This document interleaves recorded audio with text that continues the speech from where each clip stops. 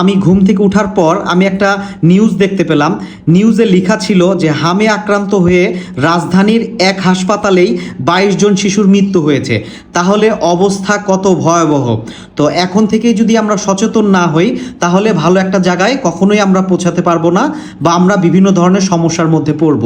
তো আমি এইটা হলো একটা আমাদের হোমিওপ্যাথিক রেপার্টরি, এটা হলো মারপি রেপার্টরি।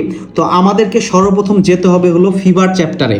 আমরা চলে যাব ফিভার, যাওয়ার পরে আমাদেরকে যেতে হবে মেজেলস, মেজেলস ইনফেকশন। তার মানে কি হাম হওয়ার উপরে মেডিসিন আছে হলো 43টা। তার মধ্যে aconite, অ্যাপিসমেল, ব্রাইনিয়া, pulsatilla, euphrasia, sulphur, belladonna, এই ওষুধগুলা তুলনামূলকভাবে অনেক বেশি ভালো কাজ করে। তো আমরা যদি রুগীর কাছ থেকে সঠিক সিমটম নিতে পারি এবং সেই অনুযায়ী রুগীকে ঔষধ প্রয়োগ করতে পারি, তাহলে আমরা অতি দ্রুত হামের থেকে হাম থেকে আমরা পরিত্রাণ পেতে পারবো। তো আমি কিছু ঔষধ সম্পর্কে আপনাদেরকে ধারণা দিচ্ছি যে এই ওষুধগুলা এই সংক্রান্ত সমস্যার উপরে বেশি ভালো কাজ করে। তো বাচ্চার যদি হামে আক্রান্ত হয় সেক্ষেত্রে কি কি সিমটম আসতে পারে? সেই ক্ষেত্রে জ্বর আসতে পারে অনেক বেশি, সর্দি কাশি লাগতে পারে, চোখ লাল হয়ে যেতে পারে, শরীরে বিভিন্ন ধরনের লাল লাল র্যাশ বেরোতে পারে এবং শরীর অনেক দুর্বল হতে পারে। এই সমস্যাগুলো যদি দেখা দেয় সেক্ষেত্রে আমরা বুঝতে পারবো যে আমাদের বাচ্চার শরীরে হাম দেখা দিয়েছে। তো সেই ক্ষেত্রে আমি কিছু মেডিসিন আপনাদের সাথে শেয়ার করছি। সেটা হলো অ্যাকোনাইটের রুগীর মধ্যে কি সিমটম থাকবে?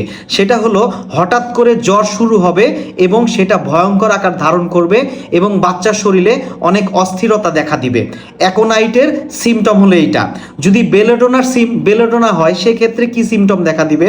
সেক্ষেত্রে জ্বর অনেক বেশি থাকবে এবং মুখটা অনেক লাল থাকবে। এছাড়া তার শরীরের জ্বর একবার আসবে একবার যাবে, এই সিমটমগুলা বেলেডোনার রুগীর মধ্যে দেখা দিবে। যদি পালসিটিলা হয় সেক্ষেত্রে কি কি সিমটম থাকতে পারে?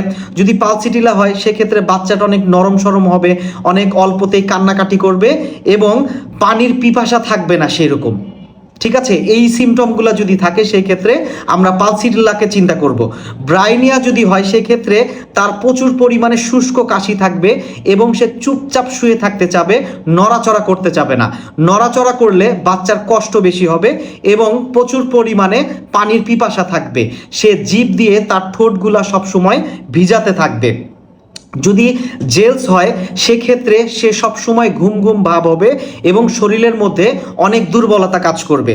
যদি ইউফ্রেশিয়া হয় সেক্ষেত্রে চোখ দিয়ে পানি পড়বে এবং চোখের মধ্যে জ্বালা করবে। যদি সালফার হয় সেক্ষেত্রে বাচ্চার শরীর থেকে যদি র্যাশ ঠিকমতো বের না হতে পারে সেই ক্ষেত্রে সালফার আসতে পারে এবং সঠিক ওষুধ প্রয়োগ করার পরেও যদি সুস্থ হতে দেরি হয় সেক্ষেত্রেও অনেক সময় সালফার কাজ করে। তো সাধারণত যে ওষুধগুলো বেশি কাজ করে এই ওষুধগুলোই আপনাদের সাথে শেয়ার করলাম।